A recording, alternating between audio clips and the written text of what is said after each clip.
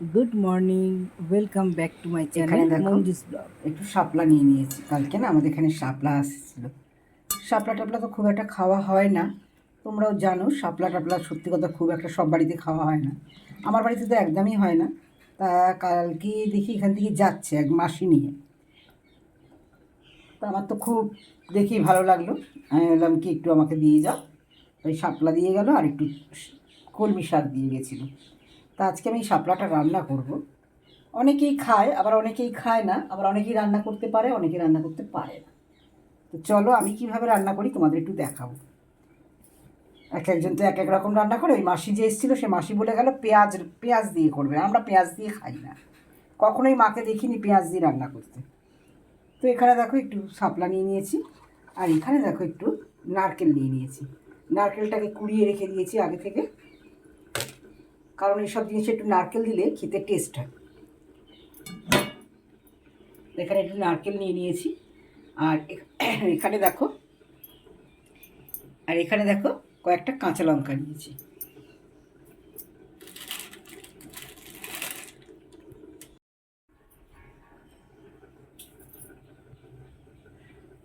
আর এখানে দেখো একটু শুকনো লঙ্কা নিয়ে নিয়েছি ফোড়নের জন্য। কাঁচা লঙ্কা, শুকনো লঙ্কা, কারণ শুকনো লঙ্কাটা তো তোমরা জানো, শুকনো লঙ্কাটা দিলে একটু টেস্ট, মানে স্বাদটা একটু অন্যরকম হয়, স্মেলটা আলাদা হয় আর খেতেও ভালো লাগে। তা এখানে শুকনো লঙ্কা নিয়ে নিয়েছি। আর এখানে দেখো কালো জিরে নিয়েছি।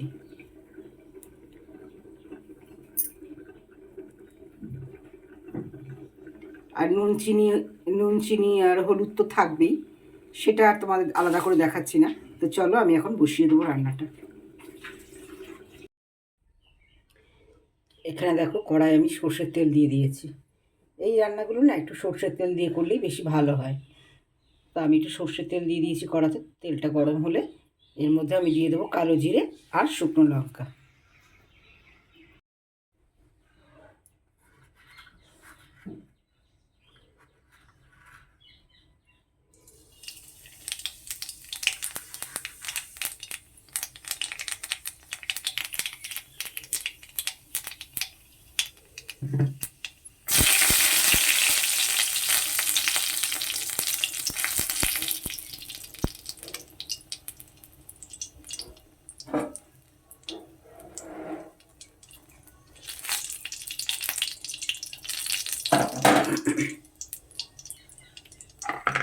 এবার আমি এর মধ্যে দিয়ে দেবো নারকেল কোড়াগুলো।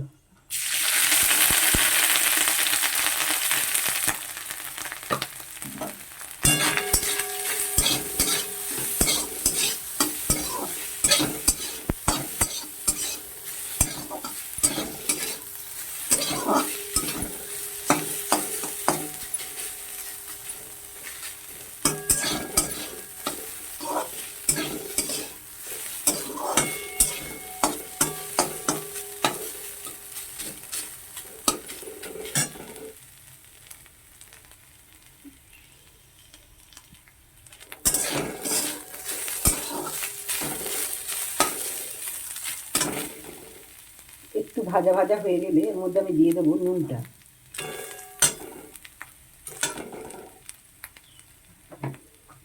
এর মধ্যে আমি নুন দিয়ে দিলাম।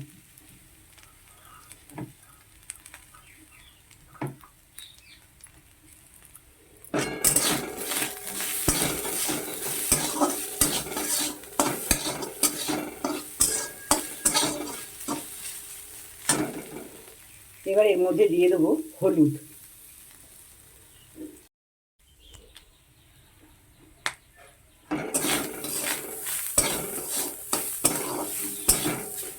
এবার আমি এর মধ্যে দিয়ে দেবো কেটে রাখা শাপলাগুলো।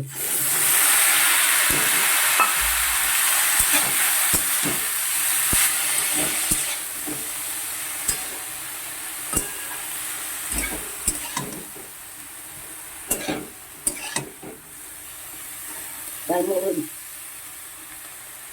এবার আমি দিয়ে দেবো চিড়ে রাখা কাঁচা লঙ্কাগুলো।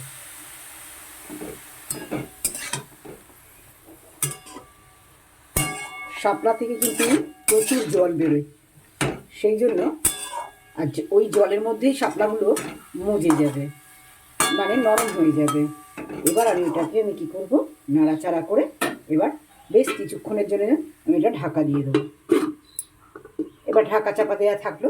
এবার এটা অন্তত 5 মিনিটের মতো হতে দেব। তাতে কী হবে, ওগুলো নরম হয়ে যাবে। তো চলো একটু ঘুরে আসি। কিছুক্ষণ পরে চলে এলাম, এসে আবার এটা থেকে উল্টে পাল্টে নাড়িয়ে দেবো।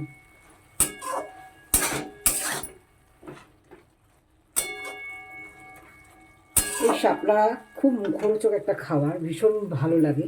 গরম ভাতে একদম আর কিছু লাগেই না।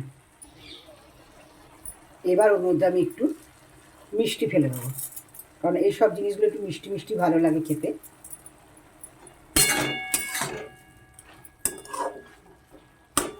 এটাকে আমি আবার যত চাপা দিয়ে করবো না, তত কিন্তু জিনিসটা ভালো ভালো হবে আর কি, মজে যাবে, টেস্টও হবে সব কিছু। আমি এটাকে আবার ভালো করে চাপা দিয়ে দেবো।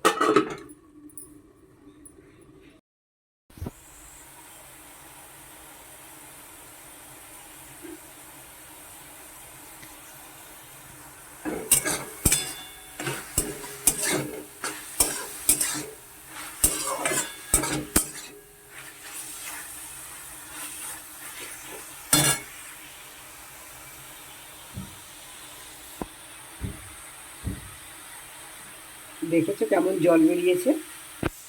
আর এগুলো কী বলতো, প্রচুর জল বেরোয়, যেহেতু শাপলা পুকুরে হয়,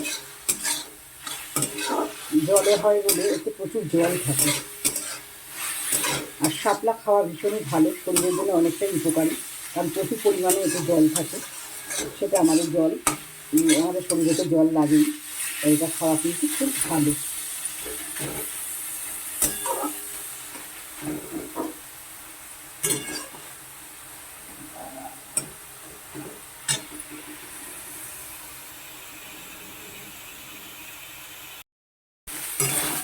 দেখো আমার শাপলা পুরো কমপ্লিট হয়ে গেছে রান্না।